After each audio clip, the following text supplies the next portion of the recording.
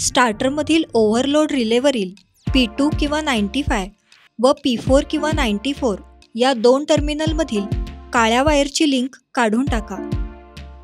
Main स्विचपासून स्टार्टरला जोडणाऱ्या 3 वायरपैकी कोणतीही एक वायर ऑटो स्विचला असणाऱ्या होलमधून पास करून स्टार्टरमध्ये जोडा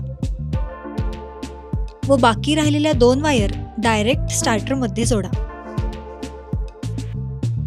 ऑटो स्विचच्या 3 वायर लाल, पिवळी आणि निळी स्टार्टरमध्ये 3 फेज सप्लायला जोडा.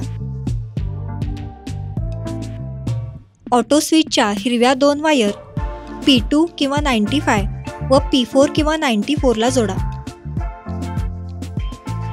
ऑटो स्विचच्या काळ्या 2 वायर P3 किंवा 93 व P4 किंवा 94 ला जोडा. केलेले सर्व कनेक्शन्स योग्य व घट्ट आवळलेले असल्याची खात्री करा.